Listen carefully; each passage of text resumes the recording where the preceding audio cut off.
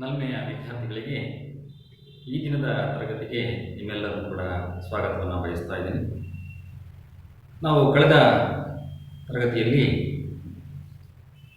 8ನೇ ತರಗತಿಯ ವಚನಾಮೃತ ಪದ್ಯಭಾಗದ ವಿಚಾರವನ್ನು ನಾವು ತಿಳ್ಕೊಂಡಿದ್ದೀವಿ ಮಕ್ಕಳೇ. 12ನೇ ಶತಮಾನದ ವಚನ ಸಾಹಿತ್ಯದ ಬೆಳವಣಿಗೆಗೆ ಕಾರಣೀಭೂತವಾಗಿರತಕ್ಕಂತಹ ಅಂಶಗಳ ಬಗ್ಗೆ ನಾವು ಈಗಾಗಲೇ ಚರ್ಚೆ ಮಾಡಿದ್ವಿ ಮಕ್ಕಳೇ. 10ನೇ ಶತಮಾನದ ಕಾಲಘಟ್ಟದಲ್ಲಿ ಆಗಿರುವಂತಹ ಅಂಶಗಳು ಮತ್ತು 12ನೇ ಶತಮಾನದ ಕಾಲಘಟ್ಟಕ್ಕೆ ಈಗಾಗಲೇ ಏನು ಬದಲಾವಣೆಗೆ ಕಾರಣ ಏನು ಅಂತಕ್ಕಂಥ ಅಂಶಗಳ ಬಗ್ಗೆ ನಾವು ಚರ್ಚೆ ಮಾಡಿದ್ವಿ. 12ನೆಯ ಶತಮಾನದಲ್ಲಿ ಇರ್ತಕ್ಕಂತಹ ಸಾಮಾಜಿಕ ಪರಿಸ್ಥಿತಿಗಳು ಹೇಗಿತ್ತು ಮತ್ತು ಅವತ್ತಿನ ಸಾಹಿತ್ಯ ಸೃಷ್ಟಿಗೆ ಕಾರಣೀಭೂತವಾಗಿರ್ತಕ್ಕಂಥ ಅಂಶಗಳ ಬಗ್ಗೆ ಈಗಾಗಲೇ ತಿಳ್ಕೊಂಡಿದ್ದೀವಿ ಮಕ್ಕಳೇ. ವಚನ ಅಂದ್ರೇನು, ವಚನ ಸಾಹಿತ್ಯ ಅಂದ್ರೇನು, ವಚನಕಾರರು, ಶಿವಶರಣರು, ಇವರೆಲ್ಲರ ಬಗ್ಗೆ ನಾವೀಗಾಗಲೇ ಸಂಪೂರ್ಣ ವಿಚಾರಗಳನ್ನು ಚರ್ಚೆ ಮಾಡಿದ್ದೀವಿ ಮಕ್ಕಳೇ. ಅದರ ಜೊತೆಗೇ ವಚನಾಮೃತ ಎನ್ನುವ ಪದ್ಯಭಾಗ ಏನಿದೆ, ಇಲ್ಲಿ ಮುಖ್ಯವಾಗಿ 4 ವಚನಕಾರರು ಮತ್ತು ವಚನಕಾರ್ತಿಯರ ಬಗ್ಗೆ ನಮಗೆ ಒಂದೊಂದು ವಚನಗಳನ್ನು ಕೊಟ್ಬಿಟ್ಟು ಅದರ ಸವಿಸ್ತಾರವಾಗಿರ್ತಕ್ಕಂತಹ ವಿಚಾರವನ್ನು ತಿಳ್ಕೊಡ್ಲಿಕ್ಕೆ ನಮಗೆ ಪಠ್ಯ ಪುಸ್ತಕದಲ್ಲಿ ನಿಗದಿಪಡಿಸಿದ್ದಾರೆ ಮಕ್ಕಳೇ. ಈಗಾಗಲೇ ನಾವು ಅಲ್ಲಮ ಪ್ರಭುಗಳ ವಚನ ಏನಿದೆ, ಗುರು ಶಿಷ್ಯರ ಸಂಬಂಧಗಳು ಒಂದು ಏನು ಬದಲಾವಣೆಯ ಹಾದಿಗೆ ಸಿಕ್ಕು ಪರಿವರ್ತನೆಯ ಯುಗದಲ್ಲಿ ಗುರು ಶಿಷ್ಯರ ಸಂಬಂಧಗಳು ಯಾವ ರೀತಿಯಾಗಿ ಬದಲಾವಣೆ ಹೊಂದಿದ್ದಾವೆ, ಆ ಬದಲಾವಣೆ ಆಗಲಿಕ್ಕೆ ಕಾರಣೀಭೂತವಾಗಿರ್ತಕ್ಕಂಥ ಅಂಶಗಳು ಏನು ಅನ್ನೋದ್ರ ಬಗ್ಗೆ ಒಂದು ವಚನದಲ್ಲಿ ಚರ್ಚೆಯನ್ನು ಮಾಡ್ಕೊಂಡಿದ್ದೀವಿ ಮಕ್ಕಳೇ. ಹಾಗೆ ಆಯ್ದಕ್ಕಿ ಮಾರಯ್ಯನವರ ವಚನದಲ್ಲಿ 12ನೇ ಶತಮಾನದ ಅಂಶಗಳ ಆಧಾರದ ಹಿನ್ನೆಲೆಯಲ್ಲಿ ಕಾಯಕ ಅಂದ್ರೇನು, ಕಾಯಕ ನಿಷ್ಠೆ ಹೇಗಿರಬೇಕು ಅಂತಕ್ಕಂಥ ಅಂಶಗಳ ಬಗ್ಗೆ ನಾವು ಸವಿಸ್ತಾರವಾಗಿರ್ತಕ್ಕಂಥ ವಿಚಾರಗಳನ್ನು ಚರ್ಚೆ ಮಾಡಿದ್ವಿ ಮಕ್ಕಳು. ಈ ದಿನದ ತರಗತಿಯಲ್ಲಿ ನಾವು ಅಮುಗೆ ರಾಯಮ್ಮ ಮತ್ತು ಶಿವಶರಣೆ ಲಿಂಗಮ್ಮ ಇವರು ಬರೆದಿರ್ತಕ್ಕಂತಹ ವಚನಗಳ ಬಗ್ಗೆ ನಾವು ಈ ದಿವಸ ಚರ್ಚೆಯನ್ನು ಮಾಡಬೇಕಾಗಿದೆ ಮಕ್ಕಳೇ. ಈ ವಚನಗಳ ಹಿನ್ನೆಲೆಯನ್ನು, ಭಾವಸಾರವನ್ನು ತಿಳಿಯೋದಕ್ಕಿಂತ ಮುಂಚಿತವಾಗಿ ಶಿವಶರಣೆಯರ ಪರಿಚಯವನ್ನು ನಾವು ಮಾಡಿಕೊಳ್ಳೋಣ ಮಕ್ಕಳೇ. ಗಮನಿಸಿ, ಇಲ್ಲಿ ಅಮುಗೆ ರಾಯಮ್ಮ, ಶಿವಶರಣೆ ಲಿಂಗಮ್ಮ. ಅಮುಗೆ ರಾಯಮ್ಮ ಇವರ ಕಾಲ 1160 ಅಂದರೆ 12ನೇ ಶತಮಾನ. ಸ್ಥಳ ಈಗಿನ ಸೊಲ್ಲಾಪುರ. ಅಮುಗೆ ರಾಯಮ್ಮ ಸ್ಥಳ ಸೊಲ್ಲಾಪುರದವರು. ಅಮುಗೆ ರಾಯಮ್ಮ ಪತಿ ಅಮುಗೆ ದೇವಯ್ಯ.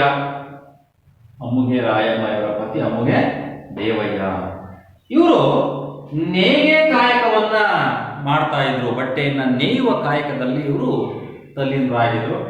ದಿನನಿತ್ಯದ ಕಾಯಕ ಅವರ ಬಟ್ಟೆಯನ್ನ ನೇಯುವುದೇ ಆಗಿತ್ತು ಅಂತಕ್ಕಂಥ, ಮಗ್ಗವನ್ನು ನೇಯುವಂಥದ್ದು, ಬಟ್ಟೆಯನ್ನ ನೇಯುವಂಥದ್ದು ಅಂತ ಹೇಳಿ.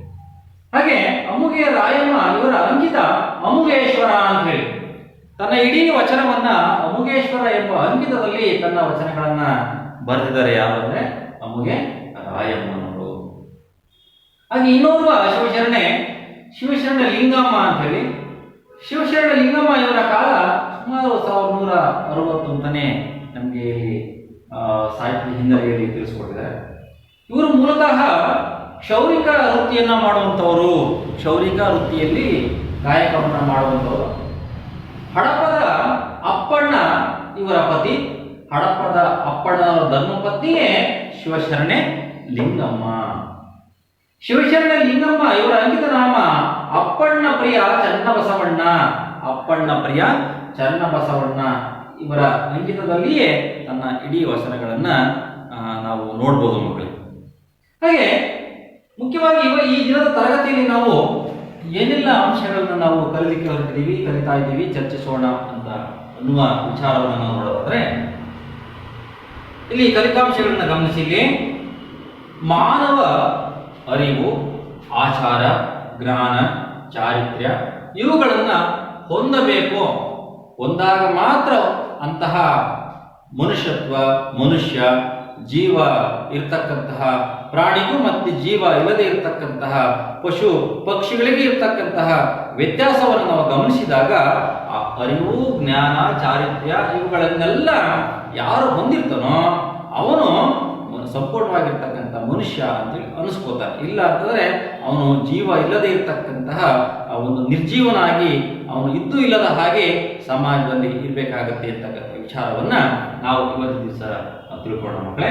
ಹಾಗೆ ಶಿವಶರಣರು ಶರೀರವನ್ನು ನಿಗ್ರಹಿಸಿ ತಮ್ಮ ಕಾಯಕದ ಮೂಲಕ ನಿತ್ಯ ಸುಖಿಗಳಾಗಿ ಜೀವನವನ್ನ ಸಾರ್ಥಕಗೊಳಿಸಿಕೊಂಡದ್ದನ್ನ ನಾವು ಈ ದಿನದ ತರಗತಿಯಲ್ಲಿ ಚರ್ಚಿಸಬೇಕು ಮಕ್ಕಳೇ. 12ನೇ ಶತಮಾನದ ಇಡೀ ಶಿವಶರಣರು ತನ್ನ ಶರೀರವನ್ನು, ಆತ್ಮವನ್ನು ದಂಡಿಸಿ ಸಾರ್ಥಕಗೊಳಿಸಿದರು. ತನ್ನ ವಚನದ ಮೂಲಕ, ಸಾಹಿತ್ಯದ ಮೂಲಕ ಕಟ್ಟಿಕೊಂಡ್ರು, ಜೀವನವನ್ನು ಸಾರ್ಥಕಗೊಳಿಸ್ಕೊಂಡ್ರು. ಇವತ್ತು ಅದಕ್ಕಾಗಿಯೇ ಅವರ ಪ್ರಸ್ತುತ ಸಂದರ್ಭದಲ್ಲೂ ಕೂಡ ಅವರ ಹೆಸರು ವಚನದ ಮೂಲಕ ಅವರು ಕೊಟ್ಟಿರ್ತಕ್ಕಂತಹ ಒಂದು ಏನು ಅನುಭವದ ಸಾರದ ಜೊತೆಗೆ ಇವತ್ತು ಜೀವಂತವಾಗಿ ಉಳಿದಿದ್ದಾರೆ ಮಕ್ಕಳೇ. ಆ ಒಂದು ಹಿನ್ನೆಲೆಯನ್ನು ನಾವು ಇವತ್ತು ದಿವಸ ಚರ್ಚೆ ಮಾಡೋಣ. ಹಾಗೆ ಪದಗಳ ಅರ್ಥವನ್ನು ಗಮನಿಸಿ. ಈ ದಿನದ ತರಗತಿಗೆ ಮುಖ್ಯವಾಗಿ ಅರಿವು ಅಂದರೆ ಜ್ಞಾನ, ತಿಳುವಳಿಕೆ. ಆಚಾರ ಅಂದ್ರೆ ಒಳ್ಳೆಯ ನಡತೆ. ಒಳ್ಳೆಯ ನಡತೆ. ಆಚಾರ ವಿರುದ್ಧ ಪದ ಹೇಳಿ ಮಕ್ಕಳೇ. ಆಚಾರದ ವಿರುದ್ಧ ಪದ ಅನಾಚಾರ. ನಾಮ ಅಂದ್ರೆ ಹೆಸರು ಅಂತ ಅರ್ಥವೂ ಕೂಡ ಬರ್ತದೆ. ಇನ್ನೊಂದು ನಾಮ ಅಂತಂದ್ರೆ ಇಲ್ಲಿ ಮುಖ್ಯವಾಗಿ ಶೈವರು, ವೈಷ್ಣವರು ಧರಿಸುವಂತಹ ಒಂದು ಏನು ವಿಭೂತಿಯ ಮಹಿಮೆ ಆಗಿರ್ಬೋದು ಅಥವಾ ನಾಮವನ್ನ ಧರಿಸಿಕೊಂಡಿದ್ದು ಅವರು ಕೂಡ ಆಗಿರ್ಬೋದು. ಇಲ್ಲಿ ನೋಡೋಣ ವಚನದಲ್ಲಿ ಯಾವ ರೀತಿಯಾಗಿ ನಾವು ಹೇಳಿದ್ದಾರೆ ಅಂತಕ್ಕಂಥ ಅರ್ಥವನ್ನ. ಇಲ್ಲಿ ಗಾವಿಲ ದಡ್ಡ, ಹೆಡ್ಡ, ಗಾಂಪ ಅಂತಕ್ಕಂಥ ಅರ್ಥವು ಕೂಡ ಬರ್ತದೆ ಮಕ್ಕಳಿಗೆ. ತನು ಅಂದ್ರೆ ಕಾಯ, ಶರೀರ ಅಂತೇಳಿ. ತನು ಅಂದ್ರೆ ಕಾಯ, ಶರೀರ, ದೇಹ ಅಂತಕ್ಕಂಥ ಅರ್ಥವು ಕೂಡ ಬರ್ತದೆ. ಕ್ರೋಧ ಸಿಟ್ಟು. ಕ್ರೋಧ ಅಂದ್ರೆ ಸಿಟ್ಟು. ಲೋಭ ಅಂದ್ರೆ ಅತಿಯಾಗಿರ್ತಕ್ಕಂಥ ಆಸೆ. ಲೋಭ, ಆಸೆ. ಮದ ಅಂದ್ರೆ ಗರ್ವ, ಅಹಂಕಾರ ಅಂತಕ್ಕಂಥ ಅರ್ಥವು ಕೂಡ ಬರ್ತದೆ. ಮತ್ಸರ ಅಸೂಯೆ. ಅಂದ್ರೆ ಅಸೂಯೆ, ದ್ವೇಷ. ರೋಷ ಅಂದ್ರೆ ಸಿಟ್ಟು ಅಂತೇಳಿ. ರೋಷ ಅಂದ್ರೆ ಸಿಟ್ಟು. ಸಲಹು ಅಂದ್ರೆ ಕಾಪಾಡು. ಈ ರೀತಿಯ ಒಂದು ಅರ್ಥಗಳನ್ನ ನಾವು ನೋಡಬಹುದು ಮಕ್ಕಳೇ. ನೋಡೋಣ ವಚನಕಾರರು ತನ್ನ ವಚನದಲ್ಲಿ ಏನೆಲ್ಲ ಅಂಶಗಳನ್ನ ಚರ್ಚೆ ಮಾಡಿದ್ದಾರೆ ಅಂತಕ್ಕಂಥ ಅಂಶವನ್ನು ನಾವು ತಿಳ್ಕೊಳ್ಳೋಣ ಮಕ್ಕಳೇ. ತರಗತಿಗೆ ನೀವು ಸಿದ್ಧರಾಗಿದ್ದೀರಾ ಅಂತ ಹೇಳಿ ಭಾವಿಸ್ಕೊಂಡಿದ್ದೀನಿ. ಗಮನಿಸಿ, ಇಲ್ಲಿ ಪುಟ ಸಂಖ್ಯೆ 110 ಅಮ್ಮುಗೆ ರಾಯಮ್ಮ ಮತ್ತೆ ಶಿವಶರಣ ಲಿಂಗಮ್ಮನವರ ವಚನಗಳನ್ನು ನಾವು ಗಮನಿಸಬೇಕಾಗ್ತದೆ ಮಕ್ಕಳೇ. ಇಲ್ಲಿ ಅಮ್ಮುಗೆ ರಾಯಮ್ಮ ಇವರ ವಚನದಲ್ಲಿ ಏನೆಲ್ಲ ಅಂಶಗಳನ್ನ ನಾವು ನೋಡಬಹುದಾಗಿದೆ ಅಂತಕ್ಕಂಥ ಅಂಶವನ್ನ ನಾವು ಚರ್ಚಿಸಕ್ಕಿಂತ ಮುಂಚಿತವಾಗಿ ಅವರ ವಚನವನ್ನ ನಾವು ಗಮನಿಸೋಣ.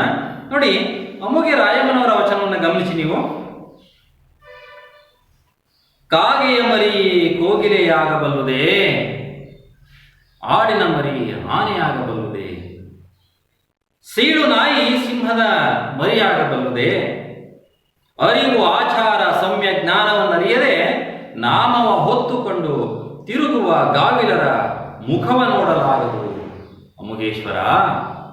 ಮತ್ತೊಮ್ಮೆ ಗಮನಿಸಿ, ಕಾಗೆಯ ಮರಿ ಕೋಗಿಲೆಯಾಗಬಲ್ಲುದೇ, ಆಡಿನ ಮರಿ ಆನೆಯಾಗಬಲ್ಲುದೇ, ಸೀಳು ನಾಯಿ ಸಿಂಹದ ಮರಿಯಾಗಬಲ್ಲುದೇ, ಅರಿವು ಆಚಾರ ಸಮ್ಯ ಜ್ಞಾನವನ್ನರಿಯದೆ ನಾಮವ ಹೊತ್ತುಕೊಂಡು ತಿರುಗುವ ಗಾವಿಲರ ಮುಖವ ನೋಡಲಾಗದು ಅಮುಗೇಶ್ವರ ಅಂತಕ್ಕಂಥ ವಚನ. ನೋಡಿ, ಇಲ್ಲಿ ಅಮ್ಮುಗೆ ರಾಯಣ್ಣವರು ಈ ಒಂದು ವಚನದಲ್ಲಿ ಏನೆಲ್ಲ ಅಂಶಗಳನ್ನು ನಾವು ತಿಳಿಸ್ಕೊಟ್ಟಿದ್ದಾರೆ ಅಂತಂದ್ರೆ, ಇವತ್ತು ಮುಖ್ಯವಾಗಿ ಶಿವಶರಣರು ಬಯಸಿದ್ದು ಇಡೀ ಸಮಾಜವನ್ನ ತಿದ್ದುವ ಅಂಶವನ್ನು ಇಟ್ಕೊಂಡು ವಚನವನ್ನ ಬರಿತಾ ಹೋದ್ರು. ಮಾತುಗಳಲ್ಲಿ ಅನುಭವ ಸಾಹಿತ್ಯವನ್ನು ಬರಿತಾ ಹೋದ್ರು. ಅದಕ್ಕೆ ಮುಂಚಿತವಾಗಿ ಸಮಾಜವನ್ನು ತಿದ್ದಬೇಕು ಅಂದ್ರೆ ನಾವು ನೆಟ್ಟಿಗಿರ್ಬೇಕಲ್ವಾ. ಅದಕ್ಕಾಗಿ ಮೊದಲನೇದಾಗಿ ತನ್ನ ಕುಟುಂಬ, ತನ್ನ ಆತ್ಮ, ತನ್ನ ಶರೀರ ಇವುಗಳನ್ನ ನಿಗ್ರಹಿಸ್ಕೋಬೇಕು. ಮತ್ತೆ ನಾವು ಎಲ್ಲವನ್ನು ಕೂಡ ನಡೆ ನುಡಿ ನಾವು ಹೇಗೆ ನಡೆದಿರ್ತೀವೋ ಆ ರೀತಿಯ ಒಂದು ಮಾತುಗಳನ್ನು ಆದಾಗ ಮಾತ್ರ ಅದು ಮೌಲ್ಯಧಾರಿತವಾಗಿರುತ್ತೆ. ಮತ್ತೆ ನಮ್ಮನ್ನು ಅನುಸರಿಸುವವರು ಹೆಚ್ಚಿಗೆ ಆಗ್ತಾರೆ ಅಂತೇಳಿ ಆ ಒಂದು ಹಿನ್ನೆಲೆಯಲ್ಲಿ ಇವತ್ತು ಪ್ರಕೃತಿಯ ಹಿನ್ನೆಲೆಯಲ್ಲಿ ನಾವು ಗಮನಿಸಿದಾಗ ಪ್ರತಿಯೊಂದು ಪ್ರಾಣಿ ಪಕ್ಷಿಯಲ್ಲೂ ಕೂಡ ವಿಶೇಷವಾಗಿರ್ತಕ್ಕಂತಹ ಗುಣಗಳನ್ನು ಸಹಜವಾಗಿ ನಾವು ನೋಡ್ಬೋದು ಮಕ್ಕಳೇ. ಆದರೆ ಇವತ್ತು ಮನುಷ್ಯ ಎಲ್ಲ ಜೀವಿ ಸಂಕುಲಕ್ಕಿಂತ ಭಿನ್ನವಾಗಿರ್ತಕ್ಕಂಥವನು, ಬುದ್ಧಿಜೀವಿ, ಜ್ಞಾನ ಇದೆ, ಅರಿವು ಇದೆ, ತಿಳುವಳಿಕೆ ಇದೆ, ಭಿನ್ನತೆಯಲ್ಲಿ ಇವನು ವಿಭಿನ್ನನಾಗಿದ್ದಾನೆ. ಅವೆಲ್ಲದರ ಅಂಶಗಳನ್ನ ಜೊತೆಗೇನೆ ಇವತ್ತು ಅವನಿಗೆ ಇರಬೇಕಾಗಿರ್ತಕ್ಕಂತಹ ಅರಿವು ಏನಿದೆ, ಜ್ಞಾನ ಏನಿದೆ, ಇವತ್ತು ಭಗವಂತ ಅವನಿಗೆ ಕೊಟ್ಟಿದ್ದಾನೆ, ಸಾಕ್ಷಾತ್ಕಾರವನ್ನ ಮಾಡಿದ್ದಾನೆ. ಆದರೆ ಅವುಗಳನ್ನು ಪಡೆದೂ ಕೂಡ ಪಡೆಯದೇ ಇರದ ಹಾಗೆ ಮೂರ್ಖನ ಹಾಗೆ ವರ್ತನೆ ಮಾಡ್ತಾ ಇದ್ದಾನಲ್ಲ, ಇವತ್ತು ಏನಾಗಿದೆ ಮನುಷ್ಯನಿಗೆ ಅಂತಕ್ಕಂಥ ಪ್ರಶ್ನೆಯನ್ನ ನಮಗೆ ಇಟ್ಟಿದ್ದಾರೆ. ನೋಡಿ, ಅಮ್ಮಗೆ ರಾಯಮ್ಮ ಪ್ರಶ್ನೆಯನ್ನ ಮಾಡ್ತಾ ಹೋಲಿಕೆಯನ್ನ ಮಾಡ್ತಾನೆ ಕೊನೆಯದಾಗಿ ಮನುಷ್ಯನ ಬಗ್ಗೆ ಇಲ್ಲಿ ಮಾತಾಡ್ತಿದ್ದಾರೆ. ನಾವು ಗಮನಿಸಿ, ಇಲ್ಲಿ ಕಾಗೆಯ ಮರಿ ಕೋಗಿಲೆಯಾಗಬಲ್ಲುದೇ ಅಂತಕ್ಕಂಥದ್ದು. ಮಕ್ಕಳು, ನೀವೆಲ್ಲರೂ ಕೂಡ ಕಾಗೆಯನ್ನು ನೋಡಿದ್ದೀರಾ, ಕೋಗಿಲೆಯನ್ನು ಗಮನಿಸಿದ್ದೀರ.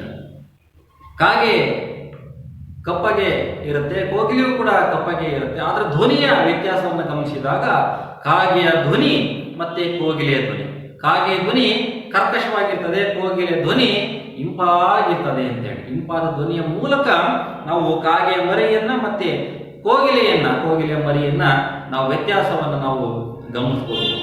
ಆದರೆ ಇಲ್ಲಿ ಕಾಗೆಯ ಮರಿ ಕೋಗಿಲೆ ಆಗ್ಲಿಕ್ಕೆ ಸಾಧ್ಯವಾ ಅಂತ ಪ್ರಶ್ನೆ ಇದೆ. ಸಾಧ್ಯವೇ ಅಂತ ಅನ್ನುವುದಾದರೆ ಯಾವ ರೀತಿ ಸಾಧ್ಯ ಆಗ್ತದೆ? ಸಾಧ್ಯ ಆಗಲ್ಲ ಅಂತ ನೀವು ಚರ್ಚೆಯನ್ನ ಮಾಡಿದಾಗ ಯಾವ ರೀತಿಯಲ್ಲಿ ಏನು ವ್ಯತ್ಯಾಸ ಇದೆ, ಕಾಗೆಯ ಧ್ವನಿಯಲ್ಲಿ ವ್ಯತ್ಯಾಸ ಇದೆ, ಕೋಗಿಲೆಯ ಧ್ವನಿಯಲ್ಲಿ ವ್ಯತ್ಯಾಸ ಇದೆ, ಅವುಗಳ ವಿಶೇಷತೆಯನ್ನು ನೀವು ಗಮನಿಸಬೇಕಾಗ್ತದೆ. ಅಂದ್ರೆ ಇಲ್ಲಿ ಕಾಗೆ ಮರಿ ಎಂದಿಗೂ ಕೂಡ ಕೋಗಿಲೆಯ ಒಂದು ಮರಿಯಾಗಲಿಕ್ಕೆ ಸಾಧ್ಯತೆ ಇಲ್ಲ. ಅಲ್ಲಿ ಪ್ರಶ್ನಾರ್ಥಕ ಚಿಹ್ನೆಯ ಉದ್ದೇಶ ಏನಪ್ಪಾ ಅಂತಂದ್ರೆ ಆ ವಿಚಾರವನ್ನ ನೀವು ಆಲೋಚನೆಯನ್ನ ಮಾಡಿ ಅಂತ, ಆ ಚರ್ಚೆಯನ್ನ ಮಾಡಿ ಅಂತ. ಕಾಗೆಯ ಮರಿ ಕೋಗಿಲೆಯಾಗಬಲ್ಲುದೇ? ಖಂಡಿತ ಸಾಧ್ಯ ಇಲ್ಲ. ಕಾಗೆ ಮರಿಯೇ ಆಗಿದೆ, ಕೋಗಿಲೆಯ ಮರಿಯೇ ಆಗಿರುತ್ತೆ. ಆದ್ರೆ ಇಲ್ಲಿ ಕಾಗೆ ಮರಿ ಏನಾದ್ರೂ ಕೂಡ ಕೋಗಿಲೆ ಆಗ್ತೀನಿ, ನನ್ನ ಕೂಗಿನಲ್ಲಿ ಧ್ವನಿಯಲ್ಲಿ ವ್ಯತ್ಯಾಸ ಮಾಡ್ಕೊಳ್ತೀನಿ ಅಂತಕ್ಕಂಥ ಪ್ರಯತ್ನವನ್ನ ಮಾಡಿದ್ದೆ ಆದ್ರೆ ಅದು ಖಂಡಿತ ಸಾಧ್ಯ ಆಗೋದಿಲ್ಲ, ಅದು ಅಸಾಧ್ಯ ಎನ್ನುವ ಮಾತು. ಹಾಗೆ ಆಡಿನ ಮರಿ ಆನೆಯಾಗಬಲ್ಲುದೇ? ಆಡನ್ನ ನೀವು ಗಮನಿಸಿದ್ರ ಮಕ್ಕಳೇ, ಆಡಿನ ಮರಿ ಚಿಕ್ಕದಾಗಿರುತ್ತೆ, ಆನೆಯ ಮರಿಯೂ ಕೂಡ ದಷ್ಟಪುಷ್ಟವಾಗಿ ಇರ್ತದೆ. ಆದರೆ ಆಡಿನ ಮರಿ ಏನಾದರೂ ಕೂಡ ನಾನು ಸರಿಯಾಗಿ ತಿಂದು ಚೆನ್ನಾಗಿ ತಿಂದು ಆನೆಯ ಮರಿಯ ರೂಪವನ್ನು ನಾನು ಹೋಗ್ತೀನಿ ಅನ್ನುವ ಪ್ರಯತ್ನವನ್ನು ಮಾಡುತ್ತಾ ಅಥವಾ ಮಾಡಿದರೂ ಕೂಡ ಅದು ಸಾಧ್ಯವಾ? ಖಂಡಿತ ಅದು ಕೂಡ ಸಾಧ್ಯತೆ ಇಲ್ಲ. ಆಡಿನ ಮರಿ ಖಂಡಿತ ಆನೆಯ ಮರಿಯಾಗಲಿಗೂ ಕೂಡ ಅದು ಸಾಧ್ಯತೆ ಇಲ್ಲ, ಅದು ಅಸಾಧ್ಯ ಅಂತ. ಹಾಗೆ ಸೀಳು ನಾಯಿ ಸಿಂಹದ ಮರಿ ಆಗಬಲ್ಲದೆ? ಸೀಳು ನಾಯಿಯೂ ಕೂಡ ಮಾಂಸಾಹಾರಿ ಪ್ರಾಣಿ, ಸಿಂಹವು ಕೂಡ ಮಾಂಸಾಹಾರಿ ಪ್ರಾಣಿ, ಎರಡೂ ಕೂಡ ಕಾಡಿನಲ್ಲಿರ್ತಕ್ಕಂಥದ್ದು. ಸೀಳು ನಾಯಿ ಏನಾದರೂ ಕೂಡ ಕನಸನ್ನ ಕಂಡ್ರೆ, ನಾನು ಸಿಂಹದ ಮರಿಯಾಗ್ತೀನಿ ಅಂತಕ್ಕಂತಹ ಕನಸನ್ನ ಕಂಡ್ರೆ ಅದು ಸಾಧ್ಯ ಆಗುತ್ತಾ? ಖಂಡಿತ ಕೂಡ ಅದು ಕೂಡ ಸಾಧ್ಯ ಆಗೋದಿಲ್ಲ. ಸಿಂಹದ ಗರ್ಜನೆ, ಸಿಂಹದ ಮರಿ, ಸಿಂಹದ ಗುಣ ವಿಶೇಷತೆಗಳನ್ನ ಅದು ಹೋಲಿಕೆ ಖಂಡಿತ ಸಾಧ್ಯತೆ ಇಲ್ಲ. ಅದರ ಗರ್ಜನೆಯನ್ನ ಗರ್ಜಿಸುವ ಸಾಧ್ಯತೆ ಕೂಡ ಇಲ್ಲ. ಅದೇ ಮಾಂಸವನ್ನು ತಿನ್ನುವ ಪ್ರಾಣಿ ಆದರೂ ಕೂಡ ಸೀಳು ನಾಯಿ ಖಂಡಿತ ಸಿಂಹದ ಮರಿಯಾಗಲಿಕ್ಕೆ, ಸಿಂಹ ಆಗ್ಲಿಕ್ಕೆ ಸಾಧ್ಯತೆ ಇಲ್ಲ. ಅರಿವು ಆಚಾರ ಸಮ್ಯಕ್ ಜ್ಞಾನವನ್ನು ಅರಿಯದೆ. ಅರಿವು, ತಿಳುವಳಿಕೆ, ಜ್ಞಾನ, ಆಚಾರ, ನಡತೆ, ಸಮ್ಯಕ್ ಜ್ಞಾನ, ಒಳ್ಳೆಯ ಜ್ಞಾನ, ಸಮ್ಯಕ್ ಜ್ಞಾನ. ಇಲ್ಲಿ ಮುಖ್ಯವಾಗಿ ಸಮ್ಯಕ್ ಜ್ಞಾನ, ಸಮ್ಯಕ್ ಚಾರಿತ್ರ, ಸಮ್ಯಕ್ ತ್ರಿರತ್ನಗಳನ್ನು ನಾವು ಗಮನಿಸ್ತೀವಿ. ಈ ಮೂರು ತ್ರಿರತ್ನಗಳಲ್ಲಿ ಸಮ್ಯಕ್ ಜ್ಞಾನ ಅಂತಕ್ಕಂಥದ್ದು ಇಲ್ಲಿ ಮುಖ್ಯವಾಗಿ ಒಳ್ಳೆಯ ಜ್ಞಾನಗಳಲ್ಲಿ ಎರಡು, ಕೆಟ್ಟ ಜ್ಞಾನ ಇದೆ, ಒಳ್ಳೆಯ ಜ್ಞಾನ ಇದೆ. ಇಲ್ಲಿ ಸಮ್ಯಕ್ ಜ್ಞಾನ ಅಂದ್ರೆ ಒಳ್ಳೆಯ ಜ್ಞಾನ, ಒಳ್ಳೆಯ ನಡತೆ, ಒಳ್ಳೆಯ ಚಾರಿತ್ರ್ಯ. ಈ ಮೂರು ಅಂಶಗಳನ್ನು ಯಾರು ಹೊಂದಿರ್ತಾನೋ ಅವನು ಸುಸಂಸ್ಕೃತ ಮನುಷ್ಯನಾಗಿ, ಸುಸಂಸ್ಕೃತ ವ್ಯಕ್ತಿಯಾಗಿ ಹೊರಹೊಮ್ಮಲಿಕ್ಕೆ ಸಾಧ್ಯ. ಆಗ ಒಂದು ಒಳ್ಳೆಯ ರೀತಿಯ ಪ್ರತಿ ಮನುಷ್ಯರು ಕೂಡ ಹಾಗೆ ಆದಾಗ ಒಳ್ಳೆಯ ಸಮಾಜ ನಿರ್ಮಾಣ ಆಗ್ತದೆ ಅಂತಕ್ಕಂಥ ಅಂಶವನ್ನ ಇಲ್ಲಿ ಹೇಳಲಿಕ್ಕೆ ಹೊರಟಿದ್ದಾರೆ. ಕೇವಲ ನಾಮವ ಹೊತ್ತುಕೊಂಡು ತಿರುಗುವ ಗಾವಿಲರ ಮುಖವ ನೋಡಲಾಗದು. ನಾಮ ಒಳ್ಳೆಯ ಹೆಸರು ನೋಡಿ, ಒಳ್ಳೆಯ ಹೆಸರುಗಳನ್ನ ಇಟ್ಟುಕೊಂಡು ಶರೀರವನ್ನ, ಆತ್ಮವನ್ನ ಶುದ್ಧವನ್ನ, ಬರೀ ಶರೀರವನ್ನ ಶುದ್ಧಗೊಳಿಸಿಕೊಂಡು ಆತ್ಮವನ್ನ ಶುದ್ಧಗೊಳಿಸದೆ ಒಳ್ಳೊಳ್ಳೆಯ ಹೆಸರುಗಳನ್ನ ಇಟ್ಕೊಂಡು ಆ ಹೆಸರಿನ ರೀತಿಯಲ್ಲಿ ಇವರು ಇಲ್ಲದೆ ಇದ್ರೆ ಹೇಗೆ ಸಾಧ್ಯ? ಇಲ್ಲಿ ಹೆಸರಿನಲ್ಲಿ ಮುಖ್ಯವಾಗಿ ಸುಗಂಧ ಅಂತ ಹೇಳಿ ಒಳ್ಳೆಯ ಹೆಸರನ್ನ ಇಟ್ಕೊಂಡು ಅವನ ಆತ್ಮದಲ್ಲಿ ಒಂದು ರೀತಿಯ ಸುವ್ಯವಸ್ಥಿತವಾಗಿರ್ತಕ್ಕಂತಹ ಒಂದು ಕೊಳಕನ್ನು ತುಂಬಿಕೊಂಡು ಅವನ ಜೀವನವನ್ನು ಮಾಡ್ತಾ ಇದ್ರೆ ಆ ಹೆಸರಿಗೂ ತಾನು ಇರತಕ್ಕಂತಹ ವಾತಾವರಣಕ್ಕೂ ಸಂಬಂಧವೇ ಇಲ್ಲದ ಹಾಗೆ ಇದೆ. ಆ ರೀತಿಯಾಗಿರ್ತಕ್ಕಂಥ ಅಂಶ ಇವತ್ತು ಸಮಾಜದಲ್ಲಿ ಇಂತಹ ಬಹು ಮನುಷ್ಯರನ್ನ ನಾವು ಕಾಣ್ತೀವಿ, ಬಹು ಸಂಖ್ಯಾತರನ್ನ ಕಾಣ್ತೀವಿ ಮಕ್ಕಳೇ. ಇವತ್ತು ಬಿಳಿ ಬಟ್ಟೆಗಳನ್ನ, ಕಾವಿ ಬಟ್ಟೆಗಳನ್ನ, ಕಾಕಿ ಬಟ್ಟೆಗಳನ್ನ, ಸಮವಸ್ತ್ರವನ್ನ ಹಾಕೊಂಡು ಇವತ್ತು ಅನೇಕ ಕಾಯಕಗಳನ್ನ, ಕರ್ತವ್ಯಗಳನ್ನ ನಿಷ್ಠೆಯಿಂದ ಮಾಡ್ತಾ ಇಲ್ಲ. ಅಲ್ಲಿ ಬರೀ ಅನಾಚಾರ, ಭ್ರಷ್ಟಾಚಾರ, ಸುಳ್ಳು, ಮೋಸ, ದಗ ಇವುಗಳೇ ಸಮಾಜದಲ್ಲಿ ನಡೀತಾ ಇದೆ. ಇವೆಲ್ಲವೂ ಕೂಡ ಅರ್ಥಹೀನ. ಇಲ್ಲಿ ನಾವು ಎಷ್ಟೇ ಪ್ರಯತ್ನವನ್ನ ಮಾಡಿ ಬರೀ ಹೊರಗಿನ ಒಂದು ದೇಹವನ್ನು ಶುದ್ಧವನ್ನಗೊಳಿಸಿಕೊಂಡು ಶುದ್ಧೀಕರಿಸಿಕೊಂಡು ಒಳ್ಳೆಯ ಬಟ್ಟೆಯನ್ನು ಹಾಕೊಂಡು ಇರೋದಾದ್ರೆ ಆತ್ಮವನ್ನ ಶುದ್ಧೀಕರಿಸದೇ ಇದ್ರೆ, ಆತ್ಮವನ್ನು ಕೊಳಕಾಗಿಟ್ಕೊಂಡಿದ್ರೆ ಅದಕ್ಕೆ ಆತ್ಮಕ್ಕೆ ದೇಹಕ್ಕೆ ಸಂಬಂಧವೇ ಇಲ್ಲ. ಅದಕ್ಕಾಗಿ ಅವರ ಮುಖವನ್ನು ನೋಡಲಿಕ್ಕೆ ಸಾಧ್ಯ ಇಲ್ಲ ಅಂತ. ಅವರ ಮುಖವನ್ನು ನೋಡೋದಿರಲಿ, ಅವರು ಇಡೀ ಸಮಾಜಕ್ಕೆ ಅವರು ಘಾತಕರು ಅನ್ನೋ ರೀತಿಯಲ್ಲಿ ನಾವು ನೋಡ್ತೀವಿ ಮಕ್ಕಳೇ. ಅಂದರೆ ನಾವು ಆಡುವಂತಹ ಮಾತು, ಇರುವಂತಹ ನಡೆ ನುಡಿ ಎಲ್ಲವೂ ಕೂಡ ಒಂದೇ ಅಂತಕ್ಕಂಥ ಅಂಶ ಒಂದೇ ಆಗಿದ್ದಾಗ ಮಾತ್ರ ಅವನು ಶರಣ ಅಂತೇಳಿ ಅನ್ಸ್ಕೊಳ್ಳಿಕ್ಕೆ ಸಾಧ್ಯತೆ ಇದೆ.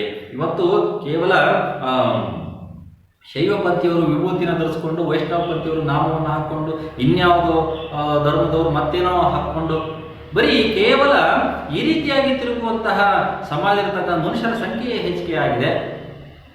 ಧರ್ಮದ ಹಣೆಪಟ್ಟಿಯನ್ನು ಇಟ್ಕೊಂಡು ಧಾರ್ಮಿಕ ವಿಚಾರಗಳನ್ನ ಇವರು ಕೇವಲ ಮೈಕಿನಲ್ಲಿ, ವೇದಿಕೆಯ ಮೇಲೆ ಇವರು ಭಾಷಣವನ್ನ ಮಾಡ್ತಾನೆ ಇದ್ದಾರೆ.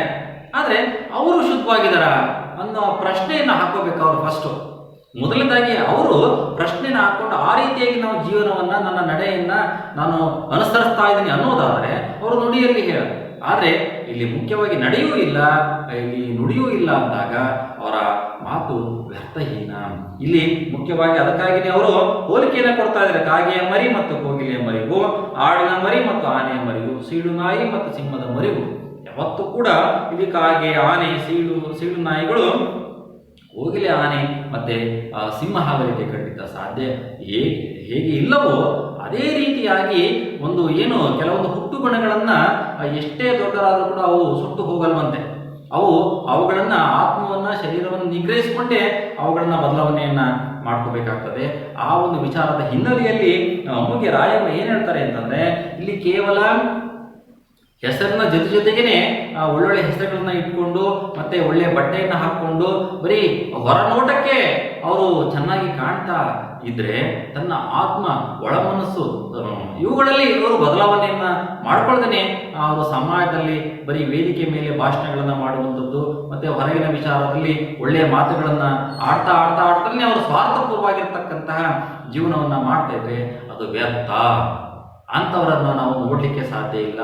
ಅಂಥವ್ರು ಯಾವತ್ತೂ ಕೂಡ ಸಮಾಜಕ್ಕೆ ಕಂಟಕ ಪ್ರಾಯರೇ. ಒಳಗೊಂದು ಹೊರಗೊಂದು ಇವೆರಡೂ ಕೂಡ ಇರಬಾರ್ದು ಅಂತಕ್ಕಂಥದ್ದು. ಮಾತಿನಲ್ಲಿ ಎರಡು ನಾಲಿಗೆ ಇರಬಾರ್ದು ಅಂತಕ್ಕಂಥದ್ದು. ಮತ್ತೆ ಹೊರ ಮನಸ್ಸು, ಒಳ ಮನಸ್ಸು, ಇಲ್ಲಿ ವ್ಯಾಘ್ರ ಮುಖ ಅಂತ ಹೇಳಿ ಕರಿತೀವಿ ಮಕ್ಕಳೇ. ಅಂದ್ರೆ ಮುಖವಾಡವನ್ನು ಹಾಕೊಂಡು ಇವತ್ತು ಮನುಷ್ಯರು ಇವತ್ತು ಜೀವನವನ್ನ ಮಾಡ್ತಾ ಇದ್ದಾರೆ. ಅವುಗಳನ್ನ ಕಿತ್ತಸೆದು ಇರುವ ಹಾಗೆ ಇದ್ದ ಹಾಗೇನೆ ಇರಬೇಕು ಅಂತೇಳಿ ಕೆಲವರು ತೋರಿಕೆಗಾಗಿ ಜೀವನವನ್ನ ಮಾಡ್ಕೊತಾ ಇದ್ದಾರೆ. ಕೆಲವರು ಸಮಾಜವನ್ನು ನಮ್ಮನ್ನು ನೋಡ್ಲಿ ಅಂತಕ್ಕಂಥ ಒಂದು ಬಾಹ್ಯ ಒಂದು ನೋಟಕ್ಕೆ ಏನಿದೆ ಅದಕ್ಕೆ ತುತ್ತಾಗಿ ಅವರು ಬಲಿಪಶುಗಳಾಗ್ತಾ ಇದ್ದಾರೆ. ಖಂಡಿತ ಹಾಗೆ ಆಗೋದು ಬೇಡ ಅಂತೇಳಿ ಶಿವಶರಣರು ವಚನಕಾರ್ತಿ ಎಲ್ಲವೂ ಕೂಡ ಹೇಳಿದಾಗೆ ನಮ್ಮ ನಡೆ ಹೇಗಿದೆಯೋ ಹಾಗೆ ನೋಡಿತೀವಿ, ನಮ್ಮ ಕಾಯಕ ಏನಿದೆ ಅದೇ ಕಾಯಕವನ್ನು ನಾವು ಮಾಡ್ತೀವಿ. ಸಮಾಜದ ಜನರು ಏನು ಅಂದ್ಕೊಂಡ್ರೇನೋ ನಾವು ಸರಿಯಾಗಿದ್ದೀವಲ್ವಾ, ಸತ್ಯಸಂಧತೆಯಿಂದ ಒಳ್ಳೆ ಚಾರಿತ್ರ್ಯದಿಂದ ನಾವು ಬದುಕ್ತಾ ಇದೀವಲ್ವಾ, ಯಾರಿಗೆ ಮೋಸ ವಂಚನೆ ಮತ್ತೊಂದು ಏನು ಮಾಡ್ತಾ ಇಲ್ಲ ಅಲ್ವಾ, ಅದಕ್ಕಾಗಿ ನಾವು ಯಾಕೆ ಹೆದರಬೇಕು? ಅದನ್ನ ನಾವು ಅರ್ಥ ಮಾಡಿಕೊಂಡು ನಾವು ಜೀವನವನ್ನು ಮಾಡೋಣ ಅಂತಕ್ಕಂಥ ಅಂಶವನ್ನ ಇಲ್ಲಿ ಅಮ್ಮಗೆ ರಾಯಮ್ಮನವರು ಹೇಳ್ತಾ ಇದ್ದಾರೆ ಮಕ್ಕಳಿಗೆ. ಹಾಗೆ ಇನ್ನೊಂದು ವಚನದಲ್ಲಿ ಗಮನಿಸಿ, ಶಿವಶರಣೆ ಲಿಂಗಮ್ಮನವರು ಇನ್ನೊಂದು ವಚನದಲ್ಲಿ ಏನು ಹೇಳ್ತಾ ಇದ್ದಾರೆ ಗಮನಿಸೋಣ ಮಕ್ಕಳೇ, ನೋಡ್ಕೊಳ್ಳಿ. ಮನವ ಗೆದ್ದಿಹನೆಂದು ತನುವ ಕರಗಿಸಿ ಕಾಯವ ಮರುಗಿಸಿ, ಮನವ ಗೆದ್ದಿಹನೆಂದು ತನುವ ಕರಗಿಸಿ ಕಾಯವ ಮರುಗಿಸಿ, ನಿದ್ರೆಯ ಕೆಡಿಸಿ ವಿದ್ಯೆಯ ಕಲಿತಿಹನೆಂಬ ಬುದ್ಧಿಹೀನರಿರ ನೀವು ಕೇಳಿರೋ. ನಮ್ಮ ಶರಣರು ಮನವ ನಿಂತು ಗೆದ್ದಿಹರೆಂದಡೆ ಕಾಮ ಕ್ರೋಧವನಿಗಿ ಲೋಭ ಮೋಹ ಮದ ಮತ್ಸರವನ್ನ ಛೇದಿಸಿ ಆಸೆ ರೋಷ ಒಳಿದು ಜಗದ ಪಾಶವ ಬಿಟ್ಟು ಆ ಮರುಗಿಸುವ ಕಾಯಕವನೇ ಪ್ರಸಾದ ಕಾಯಕವ ಮಾಡಿ ಸುಲಹಿದರು. ಕೆಡಿಸುವ ನಿದ್ರೆಯನ್ನೇ ಯೋಗ ಸಮಾಧಿಯ ಮಾಡಿ ಸುಖವ ನಿಡಿಸಿ ಜಗವನ್ನೇ ಗೆದ್ದ ಶರಣರ ಬುದ್ಧಹೀನರೆತ್ತಬಲ್ಲರೋ ಅಪ್ಪಣ್ಣ ಪ್ರಿಯ ಚನ್ನಬಸವಣ್ಣ. ನೋಡಿ ಎಂಥ ಒಳ್ಳೆಯ ಒಂದು ವಚನ. ಶಿವಶರಣಿ ಲಿಂಗಮ್ಮನವರು ಕ್ಷೌರಿಕ ವೃತ್ತಿಯನ್ನು ಮಾಡ್ತಾ ತನ್ನ ಅನುಭವದಿಂದ ಅನೇಕ ವಿಚಾರವನ್ನು ಕಟ್ಟಿಕೊಂಡಂಥವರು. ಆ ವಿಚಾರಧಾರೆಗಳನ್ನು ನಾವು ಅರ್ಥ ಮಾಡ್ಕೋಬೇಕು. ಇವತ್ತು ಸಾಧಕನ ಸ್ವತ್ತು ಅಂತ ಕರಿತೀವಿ. ವಿದ್ಯೆ ಇರುವನ ಮುಖವು ಮುದ್ದು ಬರುವಂತಿಕ್ಕು, ವಿದ್ಯೆ ಇಲ್ಲದವನ ಮುಖವು ಹಾಳುವ ಹದ್ದಿನಂತಿಕ್ಕು ಸರ್ವಜ್ಞ ಅಂತೇಳಿ. ಇವೆಲ್ಲವೂ ಕೂಡ ವಿದ್ಯೆ ಅಂತಕ್ಕಂಥದ್ದು ಸಾಧನೆಯನ್ನು ಮಾಡಿ ಪಡಿಬೇಕೇ ಹೊರತು ಅವೆಲ್ಲವೂ ಕೂಡ ಈ ವಿದ್ಯೆಹೀನನ ಬದುಕು ಇದೆಯಲ್ಲ, ಇದು ನಿರರ್ಥಕ, ವ್ಯರ್ಥ ಅಂತೇಳಿ ಇವೆಲ್ಲವೂ ಕೂಡ ಸರ್ವೇ ಸಾಮಾನ್ಯರ ಅಭಿಪ್ರಾಯ. ಆದರೂ ಕೂಡ ಇವತ್ತು ವಿದ್ಯೆಯನ್ನು ಗಳಿಸಲಿಕ್ಕೆ ಎಷ್ಟೊಂದು ಪ್ರಯತ್ನವನ್ನು ಮಾಡ್ತೀವಿ. ಬಾಲ್ಯದಿಂದ ಯೌವನ ಪ್ರೌಢಾವಸ್ಥೆ ಬರುವವು ಕೂಡ ಅನೇಕ ಕಷ್ಟ ನಷ್ಟಗಳನ್ನು ನಾವು ಅನುಭವಿಸಿ ಶರೀರವನ್ನು ನಿಗ್ರಹಿಸಿಕೊಂಡು ಅವನ ವಿದ್ಯೆಯ ಪರಿಶ್ರಮದಿಂದ ಅವನ ವಿದ್ಯೆ ವಿನಯ ಎಲ್ಲವನ್ನು ಕೂಡ ಮಾಡ್ಕೊಂಡಿದ್ದೀವಿ. ಅದು ಕೊನೆಗೆ ಅದನ್ನು ಸಂಪಾದನೆಯ ರೂಪದಲ್ಲಿ ನಾವು ಅದನ್ನು ಕಳೀತಾ ಇದ್ದೀವಲ್ವಾ. ಇವೆಲ್ಲವೂ ಕೂಡ ನಾವು ವಿದ್ಯೆಯನ್ನು ನಾವು ಇವತ್ತು ಏನು ಮಾಡ್ತಾ ಇದ್ದೀವಿ ಅಂತಂದರೆ ಹಣವನ್ನು ಸಂಪಾದನೆ ಮಾಡುವ ವೃತ್ತಿಯಾಗಿ ಅದನ್ನು ಪರಿಗಣನೆಗೆ ತೆಗೆದುಕೊಳ್ತಾ ಇದ್ದೀವಿ. ಅದಕ್ಕಾಗಿ ಇವ ಶರಣರು ಏನು ಹೇಳ್ತಾ ಇದ್ದಾರೆ, ಇಡೀ ಜೀವನವನ್ನು ಸಮಾಜವನ್ನು ಪಾಠಶಾಲೆಯನ್ನಾಗಿ ಮಾಡಿಕೊಂಡು ಇಡೀ ಸಮಾಜದ ಘಟನೆಗಳನ್ನು ಅನೇಕ ಪಾಠಗಳನ್ನಾಗಿ ಅಧ್ಯಾಯಗಳನ್ನಾಗಿ ಅವರು ಮಾಡಿಕೊಂಡು ಹರಿಷಡ್ವಗಳನ್ನು ನಿಗ್ರಹಿಸಿಕೊಂಡು ನಿತ್ಯ ಸುಖಿಗಳಾಗಿ ಅವ್ರ ಜೀವನವನ್ನು ಕಟ್ಕೊಂಡಿಲ್ವ, ಬದುಕನ್ನು ಮಾಡಲಿಲ್ವ, ಸಮಾಜವನ್ನು ಕಟ್ಟಲಿಲ್ವ? ಈ ರೀತಿಯ ಪ್ರಯತ್ನವನ್ನು ಇವತ್ತಿನ ಸಂದರ್ಭದಲ್ಲಿ ಯಾಕೆ ಆಗ್ತಾ ಇಲ್ಲ, ಯಾಕೆ ಮಾಡ್ತಾ ಇಲ್ಲ, ಯಾಕೆ ಆಗ್ತಾ ಇದೆ ಅನ್ನುವ ಅಂಶವನ್ನು ನಿಮಗೆ ಮಾರ್ಮಿಕವಾಗಿ ಚರ್ಚಿಸಿ ಒಂದು ತಿಳಿಸುವ ಒಂದು ಪ್ರಯತ್ನವನ್ನು ಮಾಡ್ತಿದ್ದಾರೆ ಮಕ್ಕಳೇ. ಗಮನಿಸಿ. ಮನವ ಗೆದ್ದಿಹನೆಂದು ತನುವ ಕರಗಿಸಿ ಕಾಯವ ಮರುಗಿಸಿ. ಮನಸ್ಸು ಒಳ ಮನಸ್ಸು. ಗೆದ್ದಿಹನೆಂದು ತನುವ ಕರಗಿಸಿ, ತನು ಮನ ಇಲ್ಲಿ ಶರೀರ. ಕಾಯವ ಮರುಗಿಸಿ, ಕಾಯ ಅಂದರೆ ಶರೀರ. ಕಾಯ ವಾಚ ಮನಸ್ಸ. ಕಾಯ ಶರೀರ, ಆಡುವಂತಹ ಮಾತು ಮನಸ್ಸು, ಮೂರೂ ಕೂಡ ಶುದ್ಧವಾಗಿರಬೇಕು ಅಂತಕ್ಕಂಥದ್ದು. ಇಲ್ಲಿ ನಿದ್ರೆಯ ಕೆಡಿಸಿ ಬುದ್ಧಿಯ ಕಲಿತಿಹನೆಂಬ. ಇವತ್ತು ಬಾಲ್ಯದಿಂದ ಯೌವನ ಅವಸ್ಥೆಯವರೆಗೆ ಅನೇಕ ಶಿಕ್ಷಣವನ್ನು ಕಲಿತೀವಿ ಪಾಠಶಾಲೆಗಳಲ್ಲಿ. ಆ ಶಿಕ್ಷಣವನ್ನು ನಾವು ಏನು ಮಾಡ್ತಿದ್ದೀವಿ ಅಂತಂದರೆ ನಿದ್ರೆಯನ್ನು ಬದಿಗಿಟ್ಟು ಅನೇಕ ವಿದ್ಯಾಭ್ಯಾಸದಲ್ಲಿ ಪರಿಶ್ರಮವನ್ನು ಹಾಕಿ ತೊಡಗಿಸಿ ಇವತ್ತು ಸಾಕಷ್ಟು ವಿದ್ಯೆಯನ್ನು ಗಳಿಸಿ ಅನೇಕ ಅಂಕಗಳನ್ನು ಗಳಿಸಿ ಹೆಚ್ಚಿನ ಅಂಕಗಳನ್ನು ಗಳಿಸಿ ಒಳ್ಳೆಯ ಸರ್ಕಾರಿ ಕೆಲಸದಲ್ಲಿ ನಾವೆಲ್ಲರೂ ಕೂಡ ತಲ್ಲೀನರಾಗಿದ್ದೀವಿ. ಆ ಸರ್ಕಾರಿ ಕೆಲಸದಲ್ಲಿದ್ದರೂ ಕೂಡ ನಾವು ಇವತ್ತು ಮೊದಲ ಪರಿಸ್ಥಿತಿ ಮತ್ತು ಕೆಲಸಕ್ಕೆ ಸೇರುವ ಮುಂಚಿನಾಗಿರ್ತಕ್ಕಂತಹ ಅಂಶಗಳನ್ನು ಗಾಳಿಗೆ ತೂರಿ ಇವತ್ತು ಕೆಲಸವನ್ನು ನಿರ್ವಹಿಸ್ತಾ ಇದ್ದೀವಿ. ಅದನ್ನು ಹೇಳ್ತಾ ಇದ್ದಾರೆ. ಕಲಿತೆಯನೆಂದು ಬುದ್ಧಿಹೀನನ್ನ ಎಲ್ಲವನ್ನ ಇವತ್ತು ನಾನು ಅಷ್ಟು ಕಷ್ಟಪಟ್ಟು ಓದಿದೆ, ವಿದ್ಯುತ್ ಇರಲಿಲ್ಲ ಮನೆಯಲ್ಲಿ, ಹೊರಗಡೆ ಕೂತ್ಕೊಂಡು ಇನ್ನೊಬ್ಬರ ಮನೆಯಲ್ಲೇ ಕೂತ್ಕೊಂಡು ನಾನು ವಿದ್ಯುತ್ತಿನಿಂದ ನಾನು ಓದಿದೆ ಅಂತಕ್ಕಂಥ ಪರಿಶ್ರಮದ ಅಂಶಗಳನ್ನು ನೀವು ಹಿಂದೆಲ್ಲ ಹೇಳ್ತಾ ಬರ್ತಾ ಇದ್ದೀರಲ್ವಾ. ಆದರೆ ನಿನಗೆ ಆ ಗರ್ವ ಬೇಡ, ಅಹಂಕಾರ ಬೇಡ. ಜೊತೆಗೆ ಬುದ್ಧಿಹೀನರು ನೀವೆಲ್ಲರೂ ಕೂಡ ಬುದ್ಧಿಹೀನರೇ. ನೀವು ಕೇಳಿರೋ ನಾ ಹೇಳುವಂತಹ ಮಾತನ್ನು ನೀವು ಸರಿಯಾಗಿ ಅರ್ಥ ಮಾಡ್ಕೊಳ್ಳಿ. ಗಮನಿಸಿ. ನಮ್ಮ ಶರಣರು ಮನವನೆಂತು ಗೆದ್ದಿಹರೆಂದಡೆ. ನೀವು ಯಾವತ್ತೆಲ್ಲೂ ಕೂಡ ತನ್ನ ವಿದ್ಯೆಯನ್ನು ಕಲಿತಕ್ಕಂಥ ವಿದ್ಯೆಯನ್ನು ವೃತ್ತಿಯನ್ನಾಗಿ ಸಂಪಾದನೆಯ ಒಂದು ಮಾರ್ಗವಾಗಿ ನೀವೆಲ್ಲರೂ ಮಾಡಿದಿರಲ್ಲಪ್ಪ. 12ನೇ ಶತಮಾನದ ಶಿವಶರಣರು ಏನು ಮಾಡಿದರು? ಅವರು ಕೂಡ ಸಾಹಿತ್ಯವನ್ನು ರಚನೆ ಮಾಡಿದರು, ಬುದ್ಧಿಯನ್ನು ತಿಳುವಳಿಕೆಯನ್ನು ಸಮಾಜಕ್ಕೆ ಸಾರಿ ಹೇಳಿದರು, ಸಮಾಜವನ್ನು ಕಟ್ಟುವಂತಹ ಪ್ರಯತ್ನವನ್ನು ಮಾಡಿದರು, ಸಮಾಜದ ಸಮಸ್ಯೆಗಳನ್ನು ತಿದ್ದುವಂತಹ ಕೆಲಸಗಳನ್ನು ಮಾಡಿದರು. ಅವರು ಏನು ಮಾಡಿದರು? ಕಾಮ ಕ್ರೋಧವನಿಗೆ ಇವತ್ತು ಮನಸ್ಸನ್ನು ನಿಗ್ರಹಿಸಿಕೊಂಡ್ರು, ಒಂದು ಸಿಟ್ಟನ್ನು ಅವರು ನಿಗ್ರಹಿಸಿಕೊಂಡ್ರು, ಲೋಭ ಮೋಹ ಅತಿಯಾಗಿರ್ತಕ್ಕಂಥ ಆಸೆ ಅದನ್ನು ನಿಗ್ರಹ ಮಾಡಿಕೊಂಡ್ರು, ಮದ ಮತ್ಸರ ದ್ವೇಷ ಹಸು ಇವುಗಳನ್ನು ನಿಗ್ರಹಿಸಿಕೊಂಡು ಸಮಾಧಾನಿಯಾಗಿದ್ರು. ಛೇದಿಸಿ ಅವುಗಳನ್ನು ಹೊರಗೆ ಅಟ್ಟಿ ಆಸೆ ರೋಷ ಅಳಿದು ಅತಿಯಾಗಿರ್ತಕ್ಕಂಥ ಆಸೆ ಇವ ನಾರವ ಎನ್ನದಿರಯ್ಯ, ಇವ ನಮ್ಮವ ಎಂದೆನಿಸಯ್ಯ. ಅವತ್ತು ಎಲ್ಲರೂ ಕೂಡ ಶ್ರೀಮಂತರಾಗಿದ್ರೂ ಕೂಡ ಅವರು ಬಡವ ಬಲ್ಲಿದ, ಶ್ರೀಮಂತ ಬಡವ ಅಂತ ಭೇದ ಭಾವ, ಗಂಡು ಹೆಣ್ಣು ಅಂತಕ್ಕಂತಹ ಲಿಂಗ ಭೇದ ಮಾಡ್ತಾ ಇಲ್ಲ, ಲಿಂಗ ತಾರತಮ್ಯ ಮಾಡ್ತಾ ಇಲ್ಲ, ಆಶ್ರಮ ತಾರತಮ್ಯವನ್ನು ಮಾಡ್ತಾ ಇಲ್ಲ. ಆ ರೀತಿಯಾಗಿರ್ತಕ್ಕಂಥ ಜೀವನವನ್ನು ಮಾಡಿದ್ರು. ಕಾಮ ಕ್ರೋಧವ ನೀಗಿ ಅತಿ ಆಸೆಗಳನ್ನ, ದ್ವೇಷವನ್ನ ಅವರು ಬದಿಗಿಟ್ಟು ಜಗದ ಪಾಶವ ಬಿಟ್ಟು ಇವತ್ತು ಜಗತ್ತಿನಲ್ಲಿ ಏನೆಲ್ಲ ನಾವು ಅನುಭವಿಸ್ಬೇಕು ಅಂತಕ್ಕಂತಹ ಆಸೆ ಏನಿದೆ ಅವೆಲ್ಲವನ್ನು ಕೂಡ ನಿಗ್ರಹಿಸಿಕೊಂಡ್ರು. ಅತಿ ಆಸೆ ಗತಿಗೇಡು, ಆಸೆಯೇ ದುಃಖಕ್ಕೆ ಕಾರಣ, ಇವೆಲ್ಲವನ್ನು ಕೂಡ ತನ್ನ ಒಂದು ಶರೀರವನ್ನ, ಮನಸ್ಸನ್ನ ನಿಗ್ರಹಿಸಿಕೊಂಡು ಬದುಕನ್ನ ಸಾಗಿಸಿದ್ರು. ತಾನು ಚೆನ್ನಾಗಿರಬೇಕು, ತನ್ನ ಒಡನಾಡಿಗಳು, ತನ್ನ ಸಮಾಜವೂ ಕೂಡ ಚೆನ್ನಾಗಿರಬೇಕು ಅಂತಕ್ಕಂಥ ಅಂಶವನ್ನ, ಒಳ್ಳೆಯದನ್ನ, ಹಿತವನ್ನ ಬಯಸಿದ್ರು. ಅದನ್ನ ಬಿಟ್ಟು ಆ ಮುರುಗಿಸುವ ಕಾಯಕವನ್ನೇ ಪ್ರಸಾದ, ನಾನು ಮಾಡ್ತಕ್ಕಂಥ ವೃತ್ತಿಗಳು ಏನಿದಾವೆ ಆ ವೃತ್ತಿಯಲ್ಲಿ ಬರ್ತಕ್ಕಂತಹ ಅಲ್ಪ ಸ್ವಲ್ಪ ಏನು ಊಟ ಉಪಹಾರಗಳೇನಿದ್ದಾವೆ ಅವುಗಳನ್ನೇ ದಾಸೋಹನ ರೀತಿಯಲ್ಲಿ, ಪ್ರಸಾದನ ರೀತಿಯಲ್ಲಿ ಅವರು ಮಾಡಿದ್ರು. ಕಾಯಕವನ್ನೇ ಪ್ರಸಾದ, ಕಾಯಕವ ಮಾಡಿ ಸಲಹಿದರು, ಕೆಡಿಸುವ ನಿದ್ರೆಯೇನೇ ಯೋಗ ಸಮಾಧಿಯ ಮಾಡಿ. ನೋಡಿ, ನೀವು ಇವತ್ತಿನ ಮನುಷ್ಯರು, ಇವತ್ತಿನ ಯುವಕರು ನಿದ್ರೆಯನ್ನ ಬದಿಗಿಟ್ಟು ವಿದ್ಯಾಭ್ಯಾಸವನ್ನ ಮಾಡಿ ಚೆನ್ನಾಗಿ ಅಂಕಗಳನ್ನು ಗಳಿಸಿ ಇವತ್ತು ಒಂದು ವೃತ್ತಿಯಲ್ಲಿದ್ದೀರಿ, ಕೆಲಸದಲ್ಲಿದ್ದೀರಿ, ಅದನ್ನ ಹಣವನ್ನ ಸಂಪಾದಿಸುವ ವೃತ್ತಿಯನ್ನಾಗಿ ನಾವು ಮಾಡ್ಕೊಂಡಿದ್ದೀರಿ. 12ನೇ ಶತಮಾನದ ಶಿವಶರಣರು, ವಚನಕಾರ, ಅವರೆಲ್ಲ ಏನ್ ಮಾಡಿದ್ರು? ಅವರಿಗೂ ಕೂಡ ಬುದ್ಧಿ ಇತ್ತು, ವಿದ್ಯೆ ಇತ್ತು, ಸಾಹಿತ್ಯದ ರಚನೆ ಮಾಡಿದ್ರು. ಅವರಿಗೂ ಕೂಡ ಕಾಯಕ ಇತ್ತು, ವೃತ್ತಿಯನ್ನ ಮಾಡ್ತಾ ಇದ್ರು. ಆ ಕಾಯಕವನ್ನ ಅವರು ಯಾವ ರೀತಿ ಮಾಡ್ತಾ ಇದ್ರು? ಹಣ ಸಂಪಾದನೆಯನ್ನು ಮಾಡ್ತಕ್ಕಂಥ ವೃತ್ತಿಯನ್ನು ಮಾಡ್ಕೊಂಡಿಲ್ಲ. ಆ ಕಾಯಕವನ್ನ ನಿಷ್ಠೆಯನ್ನ ಮಾಡಿ ಅದರಲ್ಲಿ ಬರ್ತಕ್ಕಂತಹ ಒಂದು ಏನು ದವಸ ಧಾನ್ಯಗಳು ಅಥವಾ ಅನ್ನ ಆಹಾರಗಳನ್ನ ದಾಸೋಹವನ್ನಾಗಿ ಮಾಡಿ ತನ್ನ ಕುಟುಂಬದವರು ಮತ್ತೆ ತನ್ನ ಇಡೀ ಸಮಾಜದ ಜನರು ಎಲ್ಲರೂ ಕೂಡ ಕೂತ್ಕೊಂಡು ಊಟ ಮಾಡುವಂಥದ್ದು, ಉಪವಾಸ ಇಲ್ಲದೆ ಇರೋದಾಗಿ ಹಂಚಿ ತಿನ್ನುವಂತಹ ಗುಣವನ್ನ ಅವರು ಮಾಡಿದ್ರು. ನಿದ್ರೆಯನ್ನ ಯೋಗ ಸಮಾಧಿಯನ್ನಾಗಿ ಮಾಡಿ ಧ್ಯಾನವನ್ನ ಮಾಡೋದ್ರ ಮುಖಾಂತರ, ಧ್ಯಾನವನ್ನ ಮಾಡಿ ತನ್ನ ಆತ್ಮ ಮತ್ತು ಶರೀರವನ್ನ ನಿಗ್ರಹಿಸಿಕೊಳ್ಳುವ ಮುಖಾಂತರ ಸುಖವ ನಡೆಸಿ ಸುಖದಿಂದ ಅವರು ಜೀವನವನ್ನ, ಬದುಕನ್ನ ಸಾಗಿಸಿದ್ರು. ಜಗವನ್ನೇ ಗೆದ್ರು, ಜಗತ್ತನ್ನ ಹೊಸದಾಗಿರ್ತಕ್ಕಂಥ ಸಮಾಜವನ್ನು ಕಟ್ಟುವ ಪ್ರಯತ್ನವನ್ನು ಮಾಡಿದ್ರು.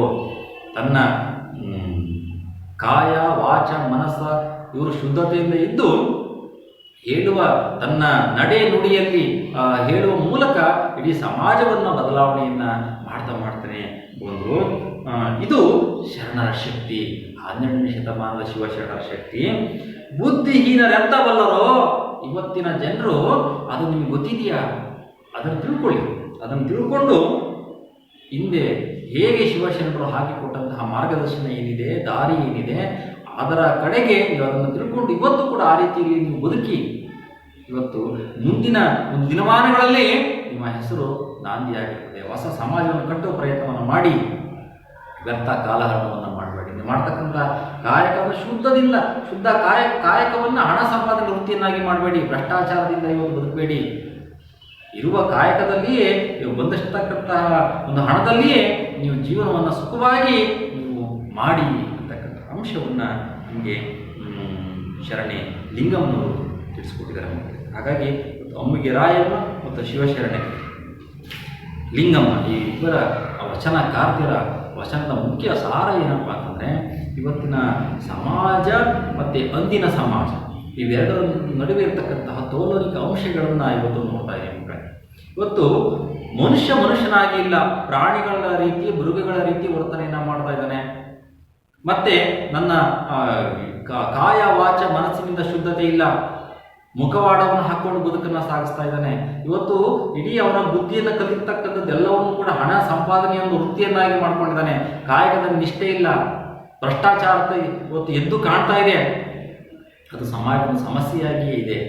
ಇವುಗಳನ್ನ ನೀವು ಬದಲಾವಣೆಯನ್ನು ಮಾಡ್ಕೋಬೇಕು. ನೀವು ಅದನ್ನು ತಿಳ್ಕೊಳ್ಳಿ. ಶಿವಶರಣರು ಯಾವ ರೀತಿ ಬದುಕನ್ನು ಸಾಗಿಸ್ತಾ ಇದ್ರು ಅಂತಕ್ಕಂಥ ಅಂಶ ತಿಳ್ಕೊಂಡು ನೀವು ಕೂಡ ಬದುಕಿ. ಅವರು ಕೂಡ ಮನುಷ್ಯರಲ್ವಾ, ನೀವು ಕೂಡ ಮನುಷ್ಯರಲ್ವಾ? ಈ ರೀತಿಯಾಗಿರ್ತಕ್ಕಂತಹ ಬದುಕನ್ನು ಸಾಗಿಸ್ಲಿಕ್ಕೆ ಆಗೋದಿಲ್ವಾ? ಸಾಧ್ಯತೆ ಆಗಲ್ವಾ? ಸಾಧ್ಯತೆ ಇದೆ.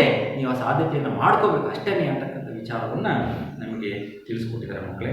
ಆ ರೀತಿಯಾಗಿ ನಾವು ಬದುಕನ್ನು ಕಟ್ಕೊಳ್ಳೋಣ, ಬದುಕನ್ನು ಸಾಗಿಸ್ಕೋಣ ಅಂಥೇಳಿ ಅಂಶವನ್ನು ನಾವು ಇವತ್ತಿನ ತರಗತಿಯಲ್ಲಿ ತಿಳ್ಕೊಂಡಿದ್ದೀವಿ ಮಕ್ಕಳೇ. ಈ ವಚನಗಳನ್ನು ನೀವು ಮತ್ತೊಮ್ಮೆ ಮನೆಯಲ್ಲಿ ಓದ್ಕೊಂಡು ಈ ಪ್ರಶ್ನೆಗಳಿಗೆ ನೀವು ಉತ್ತರವನ್ನು ಬರ್ಕೊಂಡು ಹೋಗ್ತೀವಿ ಮಕ್ಕಳೇ.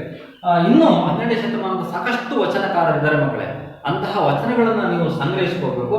ಆ ಸಂಗ್ರಹಿಸ್ಕೊಂಡು ಅದರ ಭಾವವನ್ನು ನೀವು ತಿಳ್ಕೊಂಡು ಅರ್ಥ ಮಾಡ್ಕೊಂಡು ಬರ್ಕೊಂಡು ಬರಬೇಕು ಮಕ್ಕಳೇ. ಹಾಗೆ ಶಿವಶರಣರು ಜಗವನ್ನೇ ಗೆದ್ದಿಹ ವಿಚಾರದಲ್ಲಿ ಲಿಂಗಮ್ಮನವರ ಅನಿಸಿಕೆ ಏನು ಅಂತಕ್ಕಂತಹ ಒಂದು ಅಂಶವನ್ನು ವಚನವನ್ನು ಓದ್ಕೊಂಡು ಅದರ ಸಾರವನ್ನು ನೀವು ಮುಂದಿನ ತರಗತಿಯಲ್ಲಿ ಬರ್ಕೊಂಡು ಬರಬೇಕು ಮಕ್ಕಳೇ.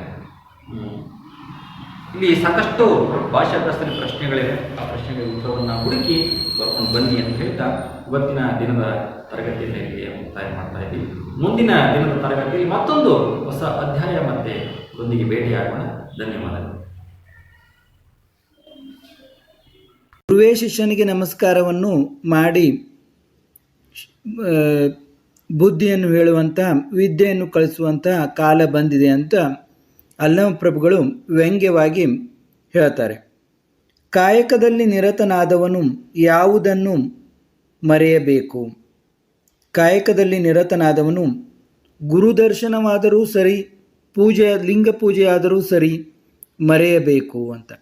ಅಂದರೆ ಕಾಯಕಕ್ಕೆ ಎಲ್ಲಕ್ಕಿಂತ ಮಹತ್ವವನ್ನು ಕೊಡಬೇಕು, ಅದಕ್ಕಿಂತ ಮಿಗಿಲಾದ ಪೂಜೆ ಇನ್ನೊಂದಿಲ್ಲ ಅಂತ ವಚನಕಾರರು ಕೆಲಸದ ಮಹತ್ವವನ್ನು ಹೇಳಿದ್ದಾರೆ. ಆಯ್ದಕ್ಕಿ ಮಾರಯ್ಯನ ಪ್ರಕಾರ ಕೈಲಾಸ ಯಾವುದು? ಆಯ್ದಕ್ಕಿ ಮಾರಯ್ಯನ ಪ್ರಕಾರ ಕಾಯಕವೇ ಕೈಲಾಸ. ಇದನ್ನು ಬಸವಣ್ಣನವರು ಕೂಡ ಹೇಳಿದ್ದಾರೆ. ಕಾಗೆಯು ಏನಾಗಲು ಸಾಧ್ಯವಿಲ್ಲ, ಕಾಗೆಯು ಕೋಗಿಲೆಯಾಗಲು ಸಾಧ್ಯವಿಲ್ಲ.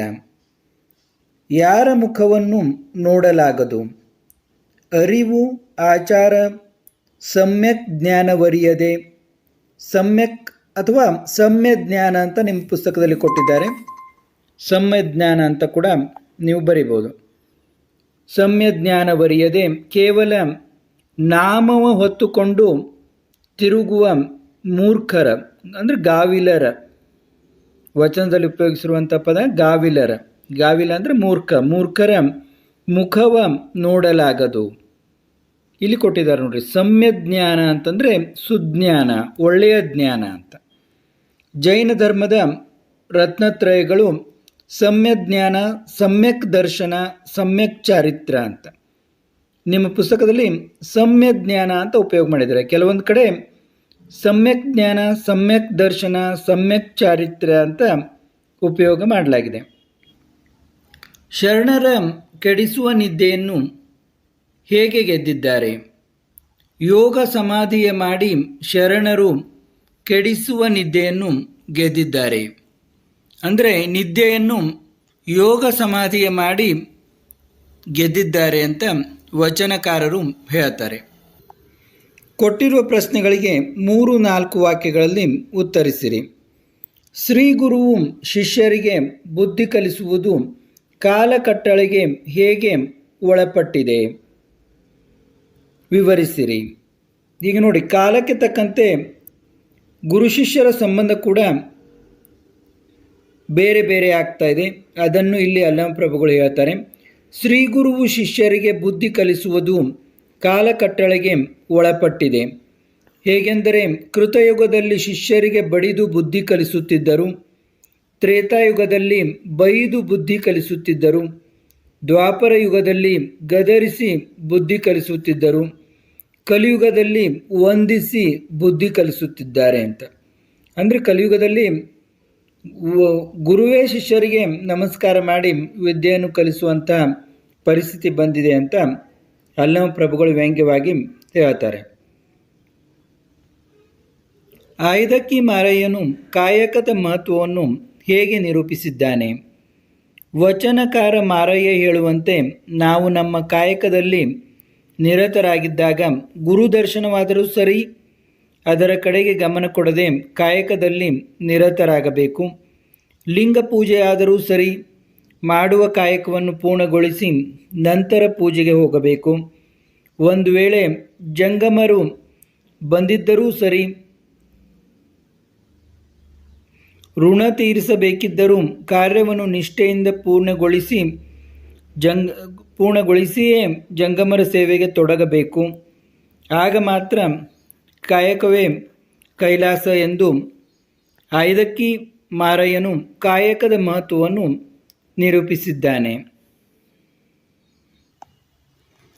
ಅರಿವು, ಆಚಾರ, ಸಮ್ಯಕ್ ಜ್ಞಾನದ ಬಗ್ಗೆ ಆಮುಗೆ ರಾಯಮ್ಮನ ಅನಿಸಿಕೆ ಏನು? ಪ್ರಕೃತಿಯಲ್ಲಿರುವ ಪ್ರಾಣಿ ಪಕ್ಷಿಗಳಲ್ಲಿ ವಿಶೇಷ ಗುಣಗಳು ಸಹಜವಾಗಿರುತ್ತವೆ. ಆದರೆ ಮಾನವ ಹೊಂದಿರುವ ವಿಶೇಷ ಗುಣವನ್ನು ಇತರ ಪ್ರಾಣಿ ಪಕ್ಷಿಗಳು ಅನುಕರಿಸಲು ಸಾಧ್ಯವಿಲ್ಲ. ಮಾನವನು ಅರಿವು, ಆಚಾರ, ಸಮ್ಯಜ್ಞಾನ ಇವುಗಳಿಂದ ಭಗವಂತನ ಸಾಕ್ಷಾತ್ಕಾರವನ್ನು ಪಡೆಯಬಹುದೆಂದು ಆಮುಗೆ ರಾಯಮ್ಮಳ ಅನಿಸಿಕೆಯಾಗಿದೆ. ಬುದ್ಧಿಹೀನರು ಹೇಗೆ ವಿದ್ಯೆಯನ್ನು ಸಂಪಾದಿಸುತ್ತಾರೆ? ಮನವನ್ನು ಗೆದ್ದೆವೆಂದು ತನುವ ಶರೀರ ಪರಿಶ್ರಮದಿಂದ ಶ್ರಮಪಟ್ಟು ನಿದ್ದೆಗೆಟ್ಟು ನಿದ್ರೆ ಮಾಡದೆ ವಿದ್ಯೆಯನ್ನು ಕಲಿತೇನು ಎಂದು ಬುದ್ಧಿಹೀನರು ಹೇಳಿಕೊಂಡು ವಿದ್ಯೆಯನ್ನು ಸಂಪಾದಿಸುತ್ತಾರೆ ಎಂದು ವಚನಕಾರರು ಹೇಳುತ್ತಾರೆ. ಅಂದರೆ ನಿಜವಾಗಿ ವಿದ್ಯೆಯು ಏನೆಂದು ಅರಿಯದೆ ಕೇವಲ ದೇಹವನ್ನು ದಂಡಿಸಿ ನಿದ್ದೆಯನ್ನು ಕೂಡ ಮಾಡದೆ ಶ್ರಮಪಟ್ಟು ನಾವು ವಿದ್ಯೆಯನ್ನು ಕಲಿತೇವೆ ಎಂದು ಹೇಳುವವರು ಬುದ್ಧಿಹೀನರು ಎಂದು ವಚನಕಾರರು ಅಭಿಪ್ರಾಯಪಡುತ್ತಾರೆ. ಮುಂದಿನ ಪ್ರಶ್ನೆ ನೋಡಿ. ಶಿವಶರಣರು ಜಗವನ್ನೇ ಗೆದ್ದಿಹ ವಿಚಾರದಲ್ಲಿ ಲಿಂಗಮ್ಮನ ಅನಿಸಿಕೆ ಏನು? ವಿದ್ಯೆ ಸಾಧಕನ ಸೊತ್ತು. ಇಂದು ವಿದ್ಯೆಯನ್ನು ಗಳಿಸಲು ನಡೆಸುವ ಕಸರತ್ತು, ಪರಿಶ್ರಮಗಳು ವಿದ್ಯೆ ವಿನಯವನ್ನು ತಂದುಕೊಡದೆ ಸಂಪಾದನೆಗೆ ದಾರಿಯಾಗಿದೆ. ಆದರೆ ಶಿವಶರಣರು ಜೀವನವೆಂಬ ಪಾಠಶಾಲೆಯಲ್ಲಿ ಅರಿಷಡ್ ವರ್ಗಗಳನ್ನು ನಿಗ್ರಹಿಸಿ ತಮ್ಮ ಕಾಯಕದ ಮೂಲಕ ಜಗತ್ತನ್ನೇ ಗೆದ್ದಿರುವರು ಎಂಬುದು ಲಿಂಗಮ್ಮನ ಅನಿಸಿಕೆ. ಅಂದರೆ ಶಿವಶರಣ ಲಿಂಗಮ್ಮ ಶರಣರು ಕಾಯಕವನ್ನು ಒಂದು ದೇವರ ಪ್ರಸಾದದಂತೆ ಪರಿಗಣಿಸಿ ಯಾವುದಕ್ಕೂ ಆಸೆ ಮಾಡದೆ ಕೇವಲ ತಮಗೆ ಮನುಷ್ಯನಿಗೆ ಬದುಕಲು ಬೇಕಾದ ಅವಶ್ಯಕತೆಗಳಿಗೆ ಮಾತ್ರ ಅವರು ಕಾಯಕವನ್ನು ಮಾಡಿ ಯಾವುದೇ ಹಣವನ್ನು ಕೂಡಿಡದೆ ದೇವರ ಸೇವೆಗೆ ತಮ್ಮ ಜೀವನವನ್ನು ಮೀಸಲಾಗಿಟ್ಟರು ಅನ್ನುವುದನ್ನು ಇಲ್ಲಿ ಶಿವಶರಣಿ ಲಿಂಗಮ್ಮ ಹೇಳುತ್ತಾರೆ. ಕೊಟ್ಟಿರುವ 4 ಉತ್ತರಗಳಲ್ಲಿ ಸರಿಯಾದ ಉತ್ತರವನ್ನು ಆರಿಸಿ ಬರೆಯಿರಿ. ಬರೆದೇ ಕೊಟ್ಟಿದ್ದೀನಿ ನೋಡಿ. ತ್ರೇತಾಯುಗದಲ್ಲಿ ಶ್ರೀಗುರುವು ಶಿಷ್ಯನಿಗೆ ಬುದ್ಧಿಯನ್ನು ಕಲಿಸುತ್ತಿದ್ದ ರೀತಿ ಇದಾಗಿತ್ತು. ಹೇಗೆ? ತ್ರೇತಾಯುಗದಲ್ಲಿ ಬಡಿದು ಬುದ್ಧಿ ಕಲಿಸುತ್ತಿದ್ದರು ಅಂತ. ಐದಕ್ಕಿ ಮಾರಯ್ಯನ ಅಂಕಿತನಾಮ ಅಮುಗೇಶ್ವರ. ಕೋಗಿಲೆ ಪದದ ತದ್ಭವ ರೂಪ ಕೋಕಿಲ. ಜಂಗಮ ಪದದ ವಿರುದ್ಧಾರ್ಥ ಪದ ಸ್ಥಾವರ. ಜಂಗಮ ಅಂತಂದರೆ ನಡೆದಾಡುವಂಥದ್ದು, ಸ್ಥಾವರ ಅಂತಂದರೆ ಇದ್ದಲ್ಲೇ ಇರುವಂಥದ್ದು. ಸ್ಥಿರ, ಚರ ಅಂತ ಕೂಡ ನಾವು ಹೇಳ್ತೇವೆ. ಸ್ಥಿರ ಅಂದರೆ ಸ್ಥಾವರ, ಚರ ಅಂತಂದರೆ ಅಡ್ಡಾಡುವಂಥದ್ದು, ಜಂಗಮ ಅಂತ.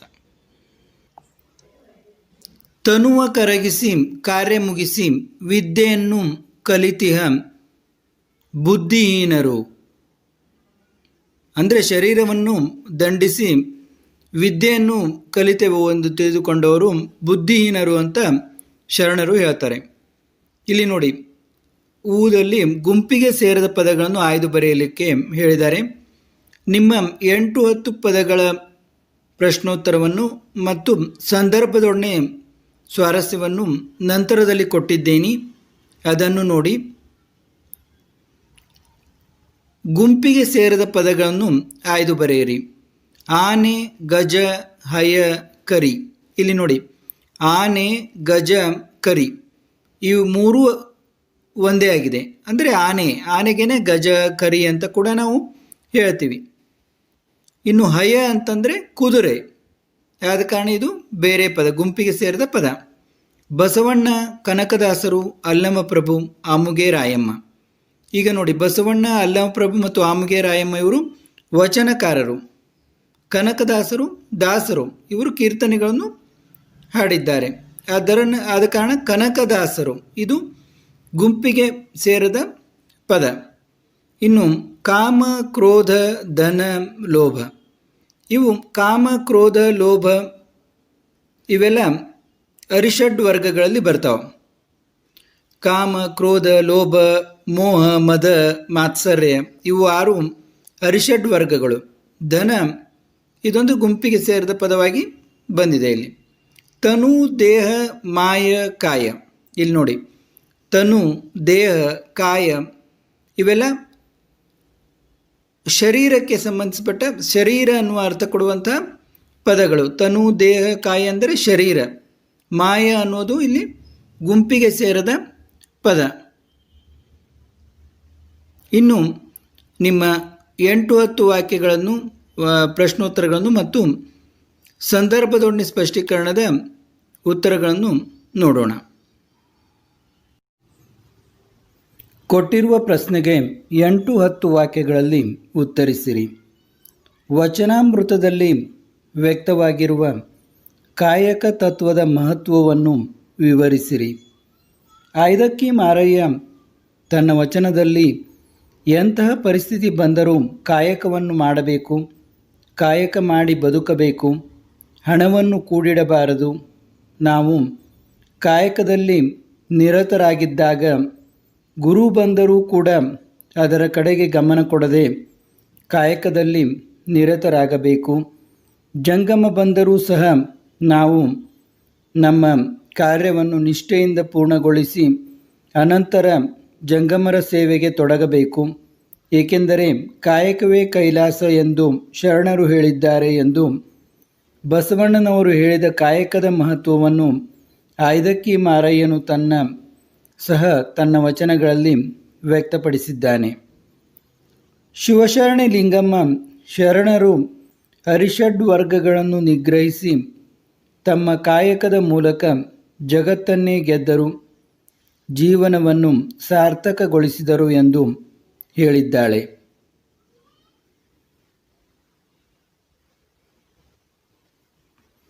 ಮೇಲೆ ನೋಡಿ, ಹಣವನ್ನು ಕೂಡಿಡಬಾರದು, ನಾವು ಕಾಯಕದಲ್ಲಿ ನಿರತರಾಗಿದ್ದಾರೆ ಅಂತಾಗಿದೆ.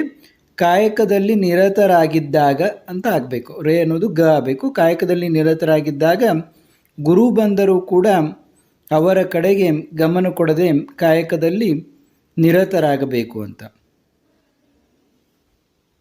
ಈಗ ಮುಂದಿನ ಪ್ರಶ್ನೋತ್ತರಗಳನ್ನು, ಈ ಸಂದರ್ಭದೊಡನೆ ಸ್ವಾರಸ್ಯವನ್ನು ನೋಡೋಣ.